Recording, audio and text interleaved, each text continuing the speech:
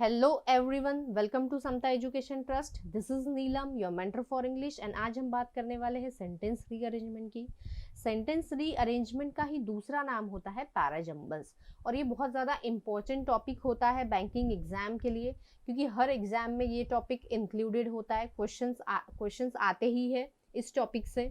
लेकिन बात करें तो इस टॉपिक को सेशन के एंड में अटेम्प्ट किया जाता है हमेशा, क्योंकि ये काफ़ी कंफ्यूजिंग माना जाता है। ये स्टूडेंट्स को पजल्ड कर देता है एग्जाम में। तो जब भी इसे अटेंड करें, सेशन के एंड में अटेंड करना है। लेकिन अगर आपको यूजफुल जो भी ट्रिक्स है एंड टिप्स है, वो सारी चीज़ें अगर पता है तो आप इजीली इसे सॉल्व कर सकते हो। सो देखते हैं कि टिप्स क्या होगी। तो कुछ 7 टिप्स लेके आए हैं जो हेल्प करेगी हमें पैराजम्बल्स को सॉल्व करने में। तो फर्स्ट टिप देखो क्या कहती है, look for the sentence that clearly introduces, जो क्लियरली इंट्रोड्यूस करेगा किसी पर्सन के बारे में, किसी प्लेस के बारे में, किसी कमिटी या कंसेप्ट के बारे में। अब देखते हैं कि पैराजम्बल होते क्या है। जैसे कि सपोज ये एक पैसेज है, ये एक पैसेज था। इस पैसेज को क्या करते हैं, अलग अलग सेंटेंसेस में स्प्लिट कर देते हैं। Sentence A B C D E करके इस तरीके से इस पैसेज को स्प्लिट कर दिया गया है। एंड स्प्लिट करने के बाद उन सेंटेंसेस को क्या किया जाता है, जम्बल्ड कर दिया जाता है। जम्बल मतलब क्या होता है, इनका सीक्वेंस चेंज कर देते हैं। मतलब कि ऊपर नीचे का ऊपर, मिड का कहीं और, इस तरीके से जम्बल्ड कर दिया गया होता है। एंड हमसे कहा गया होता है कि ये जो सेंटेंसेस है, ये जो सेंटेंसेस दिए गए हैं, इन्हें आपको प्रॉपर मीनिंगफुल पैसेज में कन्वर्ट करना होगा। मतलब कि ये जो पैसेज था, पैसेज को जम्बल कर दिया, मतलब उनके उसको सेंटेंस में डिवाइड करके उसका सीक्वेंस चेंज कर दिया गया है। एंड हमें कहा जाता है कि ये जो दिए गए सेंटेंसेस है, इन सेंटेंसेस को आप प्रॉपर मीनिंगफुल पैराग्राफ में कन्वर्ट करो। मतलब कि ये जैसे था स्टार्टिंग में, ये जैसा पैसेज था, वैसे ही पैसेज में हमें इन्हें कन्वर्ट करना होता है। आई होप क्लियर है कि पैराजम्बल होता क्या है। सो यहाँ पर कहा जा रहा है कि लुक फॉर द सेंटेंस जो क्लियरली हमें इंट्रोडक्शन के बारे में बताए। मतलब ऐसा सेंटेंस जो कैसा हो, जो इंट्रोडक्टरी हो, जो हमें इंट्रोडक्शन का पार्ट बताए। मतलब जिससे हमें पता चले कि फर्स्ट सेंटेंस क्या होगा। इस ट्रिक से हमें फर्स्ट सेंटेंस के बारे में पता चलता है। ओके अब ऐसा सेंटेंस जिसमें क्लियरली किसी पर्सन का नाम है। सपोज कोई सेंटेंसेस दिए गए हैं एंड वो जो सेंटेंसेस है उसमें उसका जो सब्जेक्ट है वो सपोज नरेंद्र मोदी जी है, तो हमें ऐसा सेंटेंस फाइंड करना है जिसमें क्लियरली मोदी जी का नाम दिया है। या सपोज मोदी जी ने कोई कमेटी बनाई है या कोई कॉन्सेप्ट लाया है, तो उस कॉन्सेप्ट का क्लियर नेम होना चाहिए। तो वो जो सेंटेंस होगा जिसमें क्लियरली हमें नाम का पता चलता है, क्लियरली हमें सब्जेक्ट का पता चलता है, वो फर्स्ट सेंटेंस होता है। देन नेक्स्ट देखते हैं, always spot the central theme of each parajumble, the flow of the story या dialogue goes along way piecing together the paragraph in the correct order। तो यहाँ पर क्या कहा जा रहा है कि हमेशा आपको सेंट्रल थीम स्पॉट करना है। मतलब कि जितने भी सेंटेंसेस दिए गए हैं, कभी 5 आते हैं, कभी 6, कभी 7, कभी 8 सेंटेंसेस भी एग्जाम में दिए जाते हैं। एंड बहुत अलग अलग तरीके से क्वेश्चन आता है पैराजम्बल्स का। तो ये वाली ट्रिक क्या कहती है कि अगर आपको सेंट्रल थीम पता चल जाए। सेंट्रल थीम का मतलब होता है मेन आइडिया, कि उस पैसेज का क्या मेन आइडिया है। अगर वो चीज आपको पता चल जाती है तो इजीली आप सेंटेंसेस को कनेक्ट कर पाओगे, क्योंकि हमें यहाँ पर कनेक्ट ही करना होता है। कि सपोज हमें फर्स्ट एक सेंटेंस मिल गया जो इंट्रोडक्शन वाला है, तो इससे अब हमें देखना है कि ये इंट्रोडक्शन वाले सेंटेंस के बाद क्या सेंटेंस आएगा। तो हमें सेंटेंसेस को कनेक्ट ही करना होता है एक के बाद एक, कि फर्स्ट सेंटेंस में जो बात बोली गई है उसी बात को कनेक्ट करता हुआ हमारा सेकंड सेंटेंस होना चाहिए। तो अगर आपको सेंट्रल थीम पता चल जाती है तो इजीली आप कनेक्ट कर पाते हो। तो सेंट्रल थीम पता करने के लिए एक बार आपको सारे सेंटेंसेस को अच्छे से रीड करना होता है। The next is, if the sentences are too lengthy, do not spend a lot of time reading every detail of it। ये रूल कहता है, ये ट्रिक कहती है कि अगर सेंटेंसेस बहुत ज़्यादा लेंथी है, क्योंकि कभी कभार ऐसा होता है कि बहुत बड़े बड़े सेंटेंसेस आ जाते हैं एंड उतने बड़े बड़े सेंटेंसेस पढ़ना एग्जाम में पॉसिबल नहीं होता, क्योंकि वो बहुत ज़्यादा टाइम कंज्यूमिंग हो जाता है। तो ये ट्रिक कहती है बी विजिलेंट एंड क्विक होना है हमें in spotting special words. Special words, कुछ स्पेशल की वर्ड्स होते हैं okay, like connectives, articles, pronouns and adjectives. कि कनेक्टिव्स मतलब होता क्या है, कनेक्टिव्स मतलब कनेक्टर्स, या हमारी लैंग्वेज में हम उसे कहते हैं कंजंक्शन। कंजंक्शन मतलब होता है एंड, और, सिंस, ऐसे वर्ड जो दो सेंटेंसेस को क्या करते हैं, जोड़ते हैं, उन्हें हम कहते हैं कनेक्टिव्स, या कनेक्टर्स भी कहते हैं, या कंजंक्शन भी कहते हैं। ओके, तो सपोज कोई सेंटेंस है जो कंजंक्शन से शुरू हो रहा है, एंड से, एंड आगे आगे, तो हमें समझ में आ रहा है कि ये सेंटेंस जो है ये किसी न किसी सेंटेंस से क्या होगा, कनेक्ट होगा। देन आर्टिकल्स जो होते हैं, आर्टिकल होते हैं ए, एन और द। तो आर्टिकल से भी हम कभी कभी पहचान सकते हैं कि कौन सा सेंटेंस किस सेंटेंस से कनेक्ट होना चाहिए। तो आगे हम देखेंगे कि कैसे हम प्रोनाउन एंड एडजेक्टिव से भी आइडेंटिफाई कर सकते हैं सेंटेंसेस को, या हम कनेक्ट कर सकते हैं किसी सेंटेंस को। नेक्स्ट देखते हैं, फोर्थ पॉइंट कहता है कनेक्टिव, जो अभी हमने बात की। अगर ऐसे सेंटेंसेस जिनमें ऑल्दो, दो, if, until, further, further more, या नेवरथलेस, या देयरफॉर, या बट, सिंस, आफ्टर अगर आता है, तो हमें इससे हेल्प मिल जाती है कनेक्ट करने में। क्योंकि अगर किसी भी सेंटेंस की शुरुआत सिंस से होगी, तो क्या वो फर्स्ट सेंटेंस हो सकता है, सिंस? नहीं, सिंस तो जोड़ने का काम करता है। इसका मतलब यही है कि इसके पहले कोई बात बोली गई है, उस बात को ये वर्ड कनेक्ट कर रहा है। तो ये कभी भी फर्स्ट सेंटेंस नहीं होगा, इसके ऊपर कोई एक सेंटेंस जरूर आएगा। अगर देयरफॉर से कोई सेंटेंस की शुरुआत हो रही है, तो इसका मतलब ये है कि ये तो फर्स्ट सेंटेंस नहीं होगा, है ना। कोई बात बोली गई है जिसी का रिजल्ट या यहाँ पर कंक्लूजन हम दे रहे हैं देयरफॉर से। तो इस तरीके से सपोज बिकॉज, बिकॉज से अगर कोई सेंटेंस शुरू हो रहा है, तो क्या वो फर्स्ट सेंटेंस हो सकता है? नहीं, वो कभी भी फर्स्ट सेंटेंस नहीं हो सकता, क्योंकि ये तो बिकॉज मतलब किसी चीज का रीजन दिया जा रहा है, तो पहले जिस चीज का रीजन दिया जा रहा है वो पहले सेंटेंस में मेंशन की जाएगी, देन ये बिकॉज से सेंटेंस शुरू होगा। तो आई होप क्लियर है कि जब भी किसी सेंटेंस की शुरुआत किसी कंजंक्शन से होगी, मतलब कि कनेक्टिव से होगी, तो वो कभी भी फर्स्ट सेंटेंस नहीं हो सकता। They always refer to people और events mentioned in previous sentences. Next देखते हैं आर्टिकल्स। तो आर्टिकल्स की बात करें तो दो तरीके के आर्टिकल्स होते हैं, जैसे कि द को हम कहते हैं डेफिनाइट आर्टिकल, जो अब डेफिनाइट मतलब होगा कि किसी डेफिनाइट चीज या डेफिनाइट पर्सन को ये डिनोट करता है।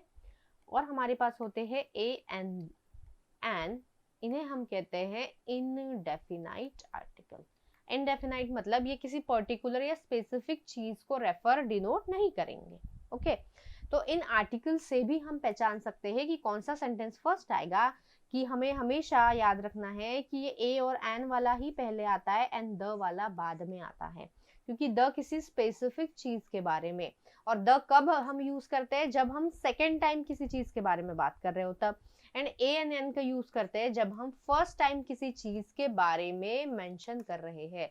जब हम फर्स्ट टाइम किसी चीज के बारे में मेंशन करते हैं, तब हम यूज करते हैं ए और एन का। For example,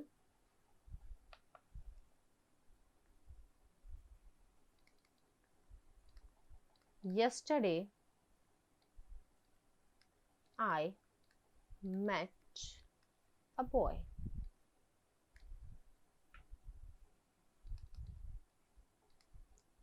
The boy whom I met was a doctor. तो यहाँ पर फर्स्ट सेंटेंस देखिए क्या है, ये है, एंड सेकंड ये है। पता कैसे चला हमें कि हमेशा यही फर्स्ट आएगा? क्योंकि यहाँ पर बॉय के बारे में मेंशन किया जा रहा है एंड बॉय के आगे आर्टिकल है अ आर्टिकल। ओके, एंड अ जो होता है ये इंडेफिनाइट होता है, या मैंने अभी आपसे कहा कि जब फर्स्ट टाइम किसी के बारे में हम मेंशन करते हैं, किसी के बारे में बोलते हैं, तब हम आर्टिकल अ, क्योंकि इंडेफिनाइट है ना। लेकिन यहाँ पर मैं किस बॉय की, यहाँ पर तो कोई भी जनरल सेंस में कोई एक बॉय से मिली थी, पता नहीं कोई बॉय। लेकिन यहाँ पर जब मैं बोल रही the boy whom I met was a doctor, तो यहाँ पर्टिकुलर मैं उस बॉय की बात कर रही हूँ जिससे मैं मिली थी। तो यहाँ पर जो सेंस हो गया, कैसा सेंस हो गया? डेफिनाइट सेंस हो गया, क्योंकि डेफिनाइट पर्सन की बात कर रही हूँ ना, वही बॉय की बात कर रही हूँ जिससे मैं मिली थी। इसीलिए मैंने इस बॉय के आगे द लगाया, जो हमें डेफिनाइट पर्सन के बारे में बताता है, जो हमें स्पेसिफिक पर्सन के बारे में बताता है। तो हमेशा याद रखना है कि ए या एन पहले आता है, एंड अगर द आ रहा है उसी चीज के सामने मतलब वो बाद में आएगा। तो इस तरीके से हम आर्टिकल्स की हेल्प से भी सॉल्व कर सकते हैं। देन नेक्स्ट देखते हैं, नेक्स्ट है प्रोनाउंस। प्रोनाउंस हमें पता ही है, ऐसे वर्ड्स जो हम नाउन की प्लेस पर यूज करते हैं। ओके तो जब मैंने जब हम फर्स्ट टाइम किसी पर्सन के बारे में बात करते हैं तब हम उसका कंप्लीट या पूरा नाम लेते हैं। ओके तो ये जो नाम होता है ये क्या होता है, नाउन। जैसे मैंने कहा Ram is a brave boy, फिर ही इज वेरी टॉल। तो यहां से मुझे समझ में आ गया कि जो फर्स्ट सेंटेंस होगा ये हमेशा ये होगा एंड सेकंड सेंटेंस हमेशा ये वाला होगा, क्योंकि जब फर्स्ट टाइम किसी के बारे में हम बात करते हैं तब हम क्लियरली उसका नाम यूज करते हैं, एंड नाम मतलब ही क्या होता है, नाउन होता है ना। लेकिन जब ऑलरेडी हम किसी के बारे में बात कर चुके हैं तब हम यूज करते हैं किसका, प्रोनाउन का यूज करते हैं। तो हमें इससे समझ में आता है कि जिसमें क्लियर नाम दिया है वो पहले आएगा, मतलब कि नाउन वाला सेंटेंस फर्स्ट आता है एंड इसके बाद प्रोनाउन का यूज किया जाता है। तो सपोज आप अरेंज कर रहे हैं सेंटेंसेस को एंड ऐसा कोई सेंटेंस आता है जिसमें ये शी या दे या इट आता है, इसका मतलब आपको समझ लेना है कि इस सेंटेंस से पहले कोई एक सेंटेंस ऐसा आएगा जिसमें क्लियरली क्या होगा, नाम दिया होगा, मतलब कि नाउन मेंशन होगा, तब जाके ही हम प्रोनाउन का यूज करते हैं। तो आई होप क्लियर है कि पहले नाम आता है देन प्रोनाउन, या अगर किसी सेंटेंस में प्रोनाउन के बारे में दिया है, प्रोनाउन लिखा हुआ है, तो इसका मतलब उससे पहले कोई सेंटेंस है जिसमें उस पर्सन के बारे में, जैसे ही से शुरू, ही है सपोज कोई सेंटेंस है उसमें ही आ गया है, मतलब कि इस ही के बारे में ऊपर कहीं बात की गई है, तो इससे पहले वो सेंटेंस आएगा। देन नेक्स्ट देखते हैं एडजेक्टिव्स। ओके यहाँ पर ये 7 नंबर का रूल है या ट्रिक है। तो यहाँ पर देखिए क्या कहा जा रहा है, adjectives like simpler, better, cleverer etcetera are comparative. ये जितने भी कंपैरेटिव डिग्री के एडजेक्टिव्स हैं, जितने भी आपको दिखाई दे रहे हैं, hence they always hold a relation to other things. Suppose किसी सेंटेंस में अगर आ रहा है बेटर वर्ड, तो इसका मतलब यही है, ये जो कंपैरेटिव डिग्रीज के एडजेक्टिव होते हैं ये हमेशा किस लिए यूज किए जाते हैं, कंपेयर करने के लिए। और कंपेयर मतलब कितने, दो लोगों को या दो चीजों को। ओके हम हमेशा कंपेयर करते हैं इन्हें, दो पर्सन या दो चीजों को कंपेयर करने के लिए यूज करते हैं कंपैरेटिव डिग्री का। तो सपोज अगर किसी सेंटेंस में कोई भी कंपैरेटिव डिग्री का एडजेक्टिव आ रहा है तो इसका मतलब यही समझ जाना चाहिए कि ऊपर कोई एक सेंटेंस आएगा या बाद में कोई एक सेंटेंस आएगा जिससे कंपेयर किया जा रहा है। ओके क्योंकि दो चीजों को कंपेयर किया जा रहा है तो हमें वो दोनों चीजों को सीक्वेंस में अरेंज करना होगा इस तरीके से। सो आई होप सारी चीजें क्लियर है। अब देखते हैं हम कि कैसे हमें अरेंज करना होता है। सो यहाँ पर आपके पास क्वेश्चन है कुछ, पहले डायरेक्शन देख लीजिए क्या है। Rearrange the following sentence in the proper sequence to form a meaningful paragraph, then answer the questions given below them. तो देखते हैं यहाँ पर। तो यहाँ देखिए आपके पास ये 5 सेंटेंसेस है, A B C D E. Okay ये एक्चुअली था एक पैसेज को मैंने क्या किया, अलग अलग सेंटेंसेस में डिवाइड कर दिया, एंड डिवाइड करके मैंने ऊपर नीचे उनका सीक्वेंस चेंज कर दिया, उन्हें जंबल कर दिया। तो आपको क्या करना है, इन सेंटेंसेस को एज इट इज वो पैसेज जैसा था वैसा अरेंज करना है। कि होता है ना थीम के अकॉर्डिंग फर्स्ट सेंटेंस फर्स्ट आएगा, कि जो ऐसा सेंटेंस जिसमें क्लियरली आपको पता चले कि जो इंट्रोडक्टरी सेंटेंस है जिसमें सब्जेक्ट दिया हुआ है, इस पैसेज का जो भी सब्जेक्ट है उसके बारे में मेंशन है, वो फर्स्ट आएगा। देन फर्स्ट सेंटेंस में जो बोला गया है उसे कनेक्ट करता हुआ सेंटेंस सेकंड आएगा। देन सेकंड में जो बात बोली गई है उसे कनेक्ट करता हुआ थर्ड। इस तरीके से हमें कनेक्ट करने हैं सारे सेंटेंसेस। तो देखिए कैसे कनेक्ट कर सकते हैं आप।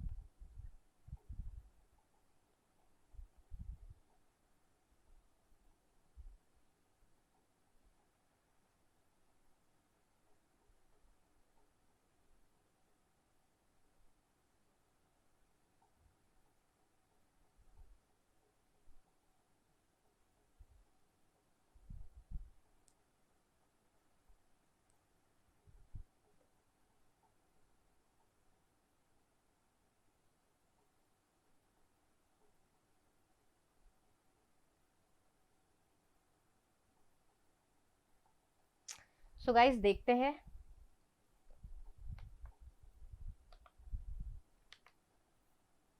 अब यहाँ पर देखेंगे, हम एक बार सेंटेंसेस, सारे सेंटेंसेस को एक बार क्विकली रीड कर लेंगे। One evidence of this is that many highly intelligent people are low on creativity. Okay. In other words, they may find replicating a process very easy, but creating a process difficult. Okay. But it is unfortunate that in many organizations, these replicates are rated high and promoted over creators. Intelligence and creativity are two different things. They may understand the thing very fast and are poor, need to be developed in this long term, gives creator an upper edge. तो हमें समझ में आ गया कि ये जो passage है ये इंटेलिजेंस और क्रिएटिव जो लोग हैं उनके बारे में है, या इंटेलिजेंस और क्रिएटिविटी ही थीम है इस पैसेज का। तो हमें अब सबसे पहले क्या करना है, फर्स्ट सेंटेंस को फाइंड करना है। तो फर्स्ट सेंटेंस हम देखेंगे ऐसा सेंटेंस जिसमें हमें सब्जेक्ट के बारे में क्लियरली पता चल जाए, कि जिसमें सब्जेक्ट मेंशन किया हो, वो सेंटेंस हमें फाइंड करना है। तो यहाँ देखिए, one of the evidence of this. अब दिस मतलब क्या, कोई बात बोली गई है तभी बोला जा रहा है, तो मतलब ये तो फर्स्ट सेंटेंस नहीं होगा। In other words, they may find replicating a process easy, but यहाँ पर दे बोला जा रहा है, और अभी मैंने कहा प्रोनाउन की तभी बात होगी जब ऊपर किसी के बारे में बोला गया होगा, तो ये फर्स्ट सेंटेंस नहीं। बट से शुरू हो रहा है कंजंक्शन से, ये भी फर्स्ट सेंटेंस नहीं होगा। Intelligence and creativity are two different things, बिल्कुल ये फर्स्ट सेंटेंस हो सकता है। They may understand the things very fast but are poor if new thing is to be developed, तो ये सेंटेंस भी नहीं हो सकता फर्स्ट, क्योंकि अगेन दे बात की है, एंड दे से सीधा प्रोनाउन से कोई सेंटेंस शुरू नहीं होता है, कोई पैसेज की शुरुआत नहीं होती है। मतलब यहाँ पर जो फर्स्ट सेंटेंस हो जाएगा वो क्या होगा, ऑप्शन नंबर डी।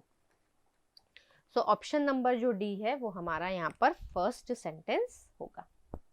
अब देखते हैं हमें कि डी में बोला जा रहा है कि इंटेलिजेंस और क्रिएटिविटी दो अलग अलग चीजें हैं, तो हमारा डी यहाँ पर फर्स्ट सेंटेंस है। अब हम चेक करेंगे कि डी के बाद कौन सा सेंटेंस आएगा, मतलब ऐसा सेंटेंस जो डी में जो बात बोली गई है उसे कनेक्ट करता हुआ। तो देखते हैं, one of the evidence of this is that many highly intelligent people are low on creativity. तो क्या ये हो सकता है,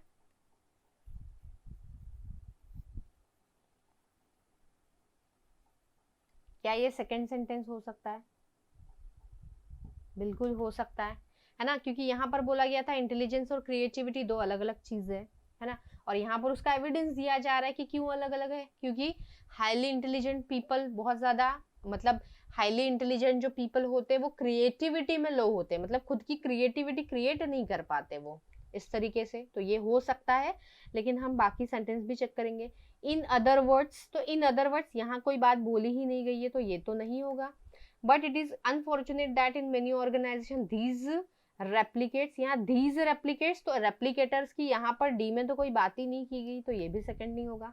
they may understand things very fast but are poor, अब यहाँ पर बात की जा रही है दे, अब दे की कोई बात तो यहाँ पर हुई नहीं है, दे में अंडरस्टैंड, यहाँ पर तो इंटेलिजेंस और क्रिएटिविटी की बात की जा रही है, तो दे मतलब कोई लोगों की बात तो की गई नहीं है, मतलब ये भी सेकेंड सेंटेंस नहीं होगा। तो हमारा सेकेंड सेंटेंस क्या होगा, ए।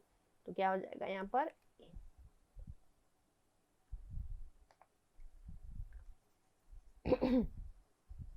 तो हमारा डी सेंटेंस हो चुका है फर्स्ट। सेकेंड सेंटेंस हमारा क्या है, ए आ चुका है। Okay, D A. अब हम देखते हैं कि ए के बाद कौन सा सेंटेंस कनेक्ट होगा, तो अब देखते हैं। In other words they may find replicating a process very easy. In other words, तो हो सकता है कि ये जो बात ए में बोली गई है इसी बात को हम दूसरे शब्दों में ऐसे बोल सकते हैं कि ये जो हाईली इंटेलिजेंट पीपल होते हैं, मतलब कि ये जो दे यूज किया है ये हाईली इंटेलिजेंट पीपल के लिए यूज किया गया। In other words they may find replicating a process very easy but creating difficult. शायद ये सेंटेंस बिल्कुल हो सकता है यहाँ पर, लेकिन बाकी भी हमें चेक करना है।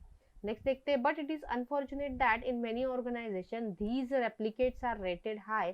अब यहाँ पर रेप्लिकेटर्स की बात की गई है क्या ए में, ए के बाद हम फाइंड कर रहे हैं कि ए के बाद, तो यहाँ रेप्लिकेटर की तो बात की नहीं गई है, रेप्लिकेटिंग की यहाँ पर बात की गई है, तो ये तो बिल्कुल नहीं होगा। और दे में अंडरस्टैंड, अब ये सेंटेंस देखो यहाँ पर भी दे आया है, तो शायद ये भी हो सकता है। They may understand the things very fast but are poor if new thing is to be developed.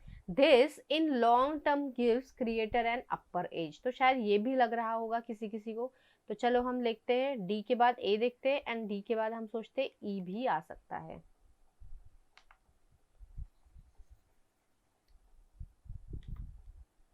Okay, D के बाद हमारा पहला फर्स्ट ई था एंड अभी डी के बाद ए है।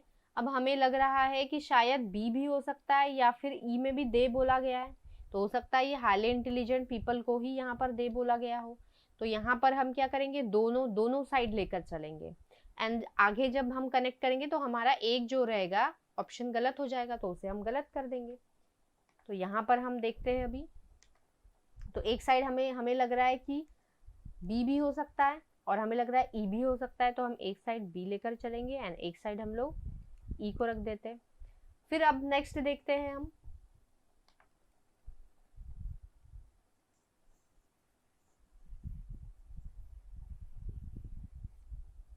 अब नेक्स्ट देखते हैं। अब फर्स्ट इस वाले के लिए देखेंगे डी ए बी, बी के बाद क्या आएगा। अब बी के बाद इसके लिए बचा क्या है ऑप्शन, ऑप्शन नंबर सी बचा है एंड ऑप्शन नंबर ई बचा है, और इसके लिए क्या बचा हुआ है, ऑप्शन नंबर बी बचा है एंड ऑप्शन नंबर सी बचा हुआ है। तो हम देखते हैं इस वाले पे, इस वाले जो अरेंजमेंट है इसके लिए देखेंगे, क्योंकि हमें पता है कि हमें ये भी लग रहा है ये भी लग रहा है, लेकिन दोनों तो नहीं हो सकता। तो हम लोग अभी जब अरेंज करेंगे कंप्लीट अरेंजमेंट के बाद हमें पता चल जाएगा या तो ये सही होगा या तो ये सही। तो अब हम इसके लिए चेक करते हैं डी ए बी, बी के बाद देखिए यहाँ पर क्या आ सकता है, but it is unfortunate that in many organization these replicates. अब दीज रेप्लिकेट्स मतलब ये जो रेप्लिकेटिंग का प्रोसेस करते हैं, मतलब यहाँ पर बात की गई थी रेप्लिकेटिंग के प्रोसेस की, तो इन्हीं को यहाँ पर ये दीज रेप्लिकेट्स कहा गया। मतलब कि यहाँ पर क्या आ जाएगा नेक्स्ट गाइस, सी, एंड सी के बाद ऑब्वियसली एक ही बचा हुआ ई, ये अरेंज हो गया हमारा। अब हम इस वाले को चेक करेंगे, ई आया। अब ई के बाद हमारे पास या तो बी या तो सी आना चाहिए,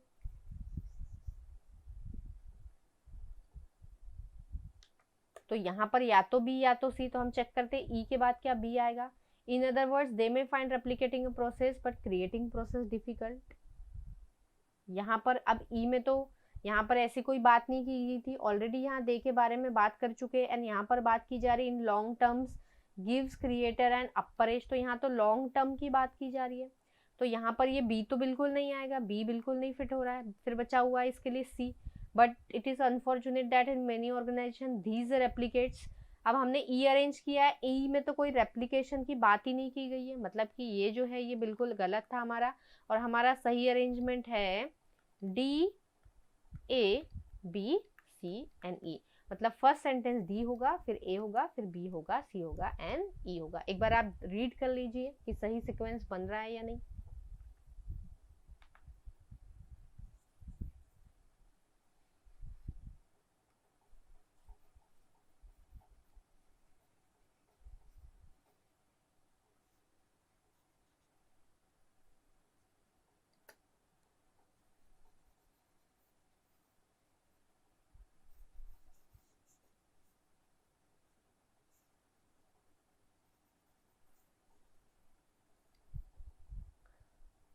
आई होप सारी चीजें क्लियर है। नेक्स्ट देखते हैं। अब हमारा जो बना है proper sequence D A B and C, अब हम देखते हैं कि क्वेश्चंस किस तरीके के आते हैं। हमारा सीक्वेंस था डी ए बी सी ई, मतलब ये first sentence, second, third, fourth and this is fifth. तो क्वेश्चन नंबर 1 देखिए, which of the following will be the second sentence. तो सेकंड सेंटेंस क्या होगा, ए, तो ऑप्शन नंबर ए हमारा आंसर होगा। देन पूछा गया which of the following will be the fifth sentence, तो फिफ्थ कौन सा है हमारा ई, तो हमारा ई ऑप्शन नंबर सही होगा।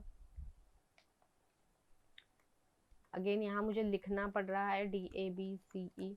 नेक्स्ट पूछा जा रहा है फोर्थ, तो फोर्थ सेंटेंस क्या है, ये सी, तो सी है। फर्स्ट सेंटेंस, तो फर्स्ट सेंटेंस क्या है, डी, तो हमारा ऑप्शन नंबर डी सही होगा। Again D A B C E था हमारा अरेंजमेंट। थर्ड सेंटेंस क्या होगा, बी, तो यहाँ पर ये बी हमारा आंसर होगा, option number B. I hope it is clear. अभी यहाँ पर देखना गाइस, मतलब गौर करना कि ये जो सेंटेंस थे हमने सॉल्व किए कितने थे, 5 थे। ओके, 5 सेंटेंसेस दिए गए थे एंड क्वेश्चन कितने, 1 2 3 4 and 5। Okay, then next set है आपके लिए, तो देखिए क्या हो सकता है इसका सीक्वेंस, करेक्ट सीक्वेंस सॉल्व करके देखिए।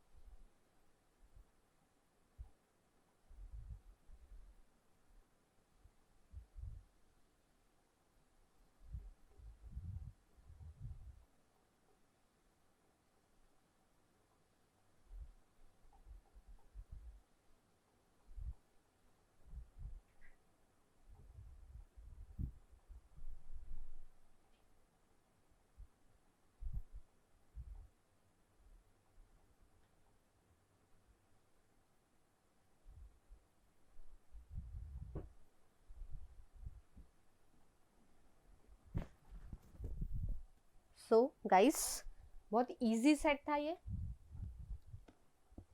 So let's discuss. तो यहाँ पर जो फर्स्ट सेंटेंस आएगा सभी को मिल गया होगा. फर्स्ट सेंटेंस है C, poverty alleviation is one of the most significant program. Alleviate करना मतलब क्या होता है? किसी चीज को कम करना, रिड्यूस करना. ओके तो यहाँ पर सी हमारा फर्स्ट सेंटेंस था, क्योंकि यहाँ पर इसी सेंटेंस में हमें क्लियरली पता चल रहा था कि इस पैसेज की थीम क्या है, ये पैसेज किस बारे में है. तो पावर्टी एलिविएशन इस थीम है, इस पैसेज की सब्जेक्ट है. Is one of the most significant programmes. इसके बाद द परसेंटेज ऑफ पॉपुलेशन, ये तो कनेक्ट नहीं होगा. Therefore it is welcome sign, नहीं, क्योंकि सी में ऐसा कुछ बोला ही गया नहीं है. ऑल्दो दिस चेंज, तो यहाँ कोई चेंज की बात नहीं की गई, तो डी भी नहीं होगा. The extent of success of this programme, and this programme मतलब कि ये पावर्टी एलिविएशन, मतलब ये सी के साथ ई बिल्कुल कनेक्ट कर रहा है. तो सेकेंड जो सेंटेंस हो जाएगा वो हमारा क्या होगा? ई हो जाएगा.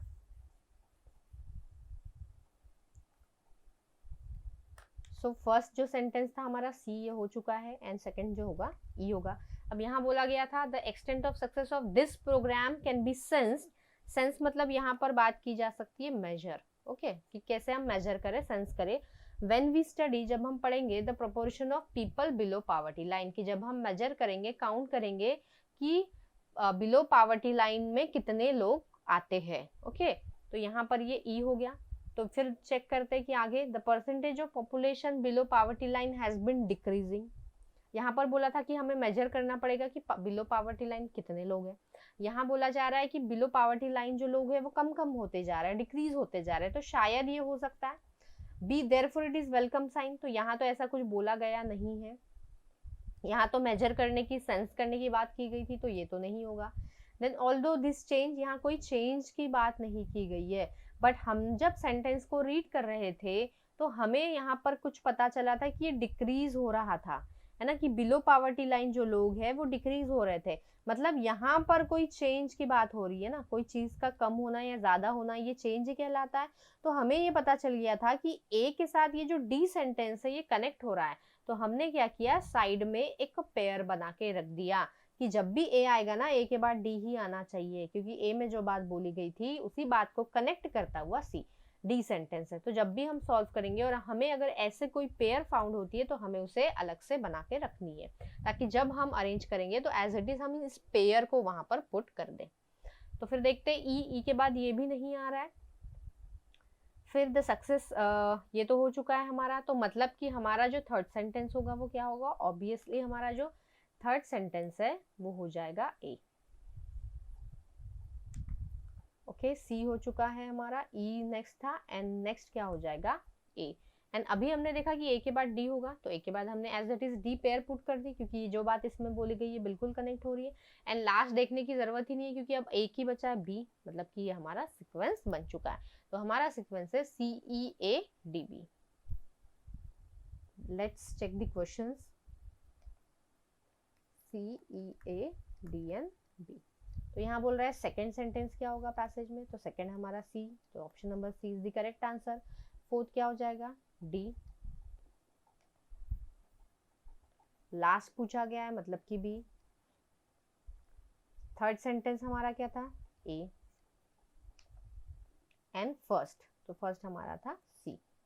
सो I hope it is clear guys. यहाँ पर भी देखा आपने क्वेश्चंस कितने थे? 5 थे. एंड जो सेंटेंसेस है, सेंटेंसेस भी यहाँ पर 5 है. तो जब 5 सेंटेंस होते हैं एंड 5 ही क्वेश्चन होते हैं, तो हम एक ट्रिक लगाते हैं अरेंजमेंट सॉल्व करने के लिए, एलिमिनेशन वाली. वो हम यहाँ पर नहीं लगा पाए, इसके पहले वाले सेट में भी नहीं लगा पाए, क्योंकि वहां भी सेंटेंस 5 थे एंड ऑप्शंस भी 5. लेकिन आने वाला जो नेक्स्ट सेट है, जैसे कि यहाँ आप देख पा रहे हैं, यहाँ पर कितने सेंटेंसेस है? 1 2 3 4 5 6 एंड 7. तो यहाँ पर जो सेंटेंस है वो 7 सेंटेंसेस है. ओके एंड क्वेश्चन देखते हैं हम लोग कितने? 1 2 3 4 एंड 5. तो जब नंबर ऑफ सेंटेंसेस जब ज्यादा होते हैं क्वेश्चन से, सेंटेंसेस कितने हैं? 7 है. एंड जो हमारे क्वेश्चन है, क्वेश्चन कितने हैं? 5 है. तो जब नंबर ऑफ सेंटेंसेस ज्यादा होते हैं नंबर ऑफ क्वेश्चन से, तब हम एक ट्रिक लगाते हैं, उस ट्रिक को कहते हैं हम एलिमिनेशन. तो यहाँ पर वो जो ट्रिक होती है, हम क्या करते हैं कि पहले अभी हम हमें पता चल गया कि सेंटेंस ज्यादा है, क्वेश्चन कम है। तो हम पहले सेंटेंसेस रीड नहीं करेंगे, हम पहले क्या करेंगे, एक बार क्वेश्चंस को देखेंगे, क्वेश्चन से वो ट्रिक पहले पहले हम लोग ट्रिक बना लेंगे, देन हम हमारे सेंटेंसेस को सॉल्व करेंगे। तो यहाँ पर देखते हैं। अब हमें पता है कि जो सेंटेंसेस है वो कहाँ से कहाँ तक है, ए से लेके जी तक है। ओके, सेंटेंस जो है वो ए है, ए से लेके जी तक है। 7 सेंटेंस है हमारे पास। अब यहाँ पर देखिए क्वेश्चन नंबर 1 में क्या पूछा गया है, फर्स्ट सेंटेंस। ओके, तो जो हमारा फर्स्ट सेंटेंस है वो ए हो सकता है क्या? अभी हमने तो सॉल्व किया ही नहीं है, फिर हम कैसे सॉल्व कर रहे हैं? तो हम ये सॉल्व नहीं, हम लोग ट्रिक निकाल रहे हैं कि जिस ट्रिक की हेल्प से हम इजीली ये जो इतना बड़ा जो पैसेज हमें दिया है, इतना बड़ा जो पैरा जंबल दिया है, उसे हम इजीली सॉल्व करेंगे। तो फर्स्ट सेंटेंस देखिए, फर्स्ट सेंटेंस पूछा जा रहा है, फर्स्ट सेंटेंस ए हो सकता है क्या? हमने अभी सॉल्व नहीं किया है तो, लेकिन ऑप्शन में दिया है तो शायद हो सकता है। क्या फर्स्ट सेंटेंस बी हो सकता है? हमारे पास सेंटेंसेस कहाँ से कहाँ तक है, ए से जी तक है। ओके, तो क्या बी हो सकता है? अब ऑप्शन में बी दिया ही नहीं है, मतलब हमें समझ में आ गया कि first sentence can never be B. C हो सकता है क्या? बिल्कुल हो सकता है, ऑप्शन में दिया है, अभी तो हमें पता नहीं है क्योंकि हमने सॉल्व नहीं किया। डी हो सकता है, यस। ई हो सकता है क्या? बिल्कुल नहीं, क्योंकि ई तो इस पैसेज में दिया ही नहीं गया है। देन नेक्स्ट देखते हैं सेकेंड सेंटेंस। तो सेकेंड सेंटेंस क्या ए हो सकता है? नहीं, तो हमें पता चल गया कि ये जो सेकेंड सेंटेंस है ये कभी भी ए नहीं हो सकता। तो क्या सेकेंड सेंटेंस बी हो सकता है? हो सकता है। सी हो सकता है, डी हो सकता है, ई हो सकता है। एफ हो सकता है कि सेकेंड सेंटेंस? एफ तो मेंशन ही नहीं है, मतलब हमें पता चल गया कि सेकेंड सेंटेंस ना तो ए होगा ना तो एफ होगा। देन नेक्स्ट देखते हैं, यहां पर बनाते हैं लास्ट मतलब सेवेंथ सेंटेंस है। अब सेवेंथ सेंटेंस ए हो सकता है, बी हो सकता है, सी हो सकता है, डी हो सकता है, ई हो सकता है क्या? नहीं हो सकता। जी हो सकता है क्या? नहीं हो सकता। Okay, okay. अब यहाँ पर देखिए फोर्थ सेंटेंस पूछा गया है। फोर्थ सेंटेंस ए हो सकता है, बी हो सकता है, सी हो सकता है क्या? नहीं हो सकता, क्योंकि सी तो ऑप्शन में ही नहीं है ना। ऑप्शन में नहीं है तो कैसे होगा? क्योंकि अगर फोर्थ पूछा है तो वो तो ऑप्शन में हुआ होता था, तो मतलब फोर्थ सेंटेंस सी नहीं हो सकता। फोर्थ सेंटेंस यहाँ पर देखेंगे सी डी, डी हो सकता है, यस हो सकता है, ई हो सकता है, एफ हो सकता है कि ऑप्शन में ही नहीं है, तो एफ नहीं हो सकता। देन नेक्स्ट देखिए सिक्स्थ सेंटेंस। अब सिक्स्थ सेंटेंस क्या नहीं हो सकता बताइए मुझे? ए हो सकता है क्या? ए तो दिया ही नहीं है ऑप्शन में, मतलब कि सिक्स्थ कभी ए नहीं होगा। बी हो सकता है, यस। सी हो सकता है, यस। डी हो सकता है क्या? बिल्कुल भी नहीं हो सकता। तो हमने क्या किया, ये ट्रिक को बना लिया। तो इस तरीके से हम सॉल्व करने से पहले कॉपी में एक ही जगह पर ये सारी ट्रिक बनाना है। अभी हम लोग स्लाइड से पढ़ रहे हैं, इसलिए ये ट्रिक्स अलग अलग प्लेसेस पे हो गई है। ओके, तो यहाँ पर मैं इस ट्रिक को लिख लेती हूँ।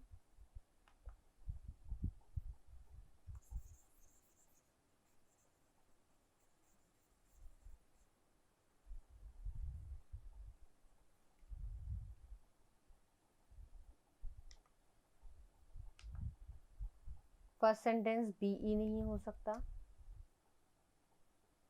फर्स्ट सेंटेंस जो है हमारा बीई नहीं हो सकता। सेकंड जो सेंटेंस है वो ए एफ नहीं हो सकता। जो हमने ट्रिक्स बनाई है उसी को मैं यहाँ पर लिख रही हूँ, उसी के हेल्प से हमें सॉल्व करना है। Then fourth sentence C F, C और F. And seven sentence E ji.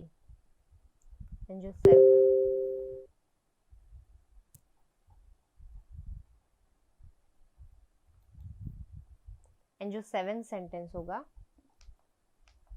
Seven sentence E and G नहीं हो सकता।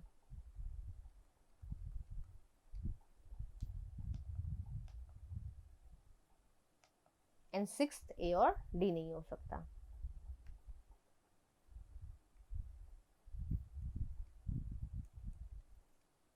तो ये हमारी बन गई trick.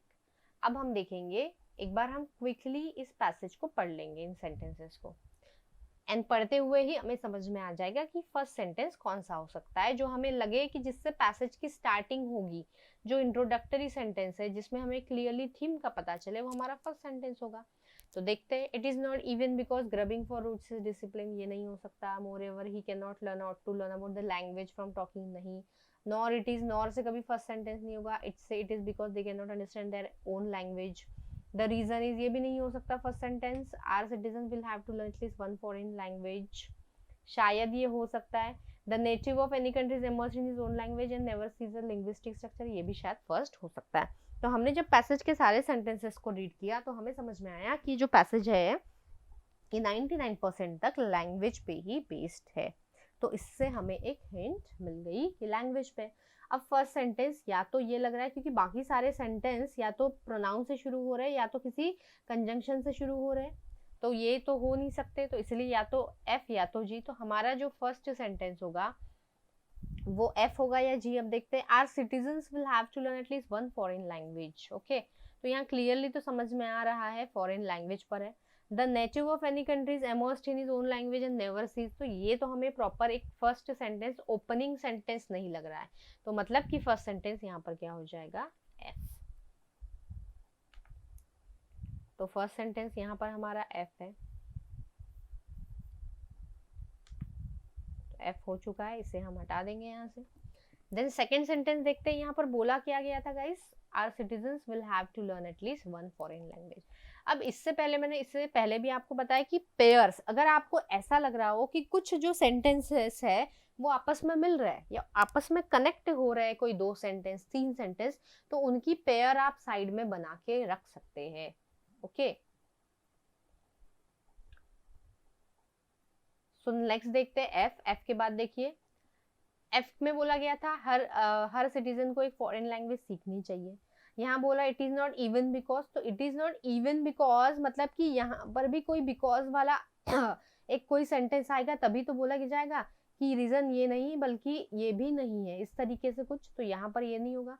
More over he can not, he तो नहीं, यहाँ तो सिटीजन्स की बात की जा रही है बहुत सारे, तो ये भी नहीं होगा. नॉर इट इज बिकॉज, तो यहाँ तो ऐसी कोई बात ही नहीं बोली गई. इट इज बिकॉज, ये भी नहीं आएगा. ओके, बट यहाँ से हमें समझ में आ रहा है it is because, nor it is because, ये सारे कनेक्ट कर रहे हैं. Not, it is not even because, इस तरीके से. एंड हमें ये वाली जो ट्रिक हमने बनाई है इसे भी ध्यान में रखते हुए सॉल्व करना चाहिए, क्योंकि फर्स्ट सेंटेंस बी और ई नहीं था, है ना. तो हम पहले इसे रिजेक्ट कर देते थे, बी और ई को हमें देखना ही नहीं था क्योंकि फर्स्ट सेंटेंस नहीं था. तो बाकी सभी में से हमें डिसाइड करना था. अब हम सेकेंड सेंटेंस देख रहे हैं, तो यहाँ पर आप देख पाएंगे गाइस कि सेकेंड सेंटेंस ए और एफ नहीं हो सकता, और एफ तो ऑलरेडी फर्स्ट सेंटेंस हमारा हो चुका है. ओके, तो ए तो ऑलरेडी हमारा फर्स्ट सेंटेंस हो चुका है, तो हमें याद रखना है, सॉरी एफ हमारा फर्स्ट सेंटेंस हो चुका है, तो हमें याद रखना है कि एफ तो हो गया लेकिन ए फर्स्ट नहीं, सेकंड नहीं हो सकता. तो इसे हमें चेक करने की जरूरत ही नहीं थी. बी हो सकता है, नहीं ये भी नहीं हो सकता, ये कनेक्ट ही नहीं करेंगे. द रीजन इज नॉट, ये हो सकता है शायद हमारा ये होगा सेकंड. बाकी फिर ये देखते हैं the native of any country is immersed in his own language and never cease, लेकिन यहाँ पर ऐसी कोई बात बोली ही नहीं गई. यहाँ पर बोला है हर सिटीजन को एक लैंग्वेज सीखना चाहिए, एंड यहाँ पर उसका रीजन दिया जा रहा है. The reason is not so that they can sell to Brazilians or study German medical books or appreciate those beauties of Homer. मतलब कि हमारा जो सेकेंड सेंटेंस होगा वो ई हो सकता है.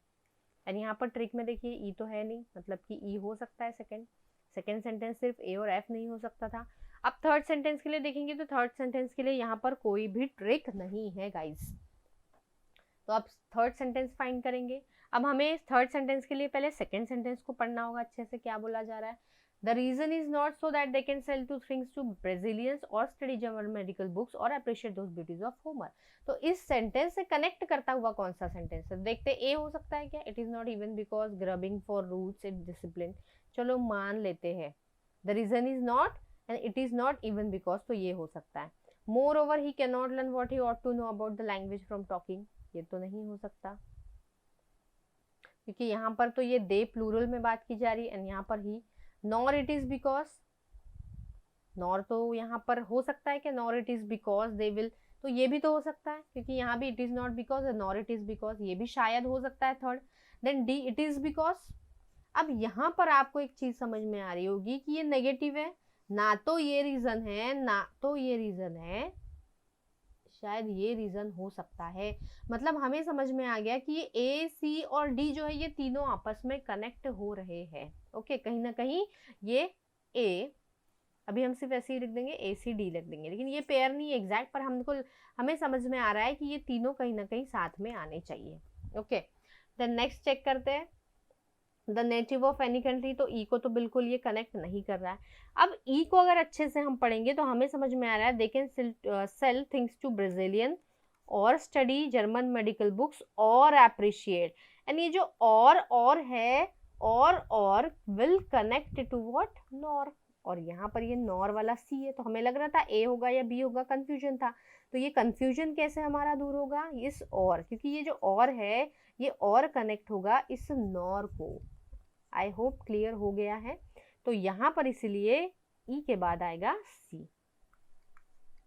एंड अभी हमने देखा था कि ये जो CAD ये तीनों कहीं ना कहीं कनेक्ट हो रहे थे।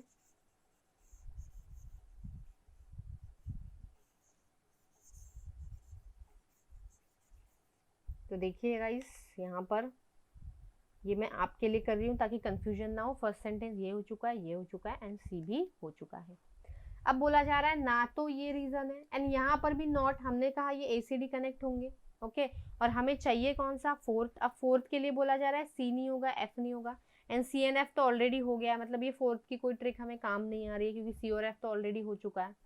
तो यहाँ पर देखिए, अब यहाँ पर नेगेटिव है एंड यहाँ पर पॉजिटिव चीज दी हुई है, एंड ये तीनों कनेक्ट होंगे, तो नेगेटिव नेगेटिव के बाद ही पॉजिटिव आएगा कि ना तो ये रीजन है ना तो इवन ये रीजन है, मतलब किसी के बाद ए आ जाएगा, बल्कि रीजन क्या है, डी। समझ में आया कि ना तो ये रीजन है, not even, nor it is because, and then D वाला आ जाएगा इट इज बिकॉज, इस तरीके से। तो ये कनेक्ट हो गया। अभी कितने सेंटेंसेस हो गए, 1 2 3 4 5। अब हमें चाहिए 6th सेंटेंस, एंड हमें अरेंज करना है 7th नंबर का सेंटेंस। तो अब देखते हैं कि 6 के लिए क्या है, ए और डी, एंड ए और डी तो हमारा ऑलरेडी हो चुका है, तो ये 6 वाली भी ट्रिक काम में कुछ आ ही नहीं रही है। बोला जा रहा है कि 6 ए नहीं हो सकता, डी नहीं, तो ऑलरेडी वो हो चुका है। Okay, 4th and 5th sentence, तो हमें 6th एंड 7th फाइंड करना है, मतलब कि अब सिर्फ 2 सेंटेंस फाइंड करने हैं।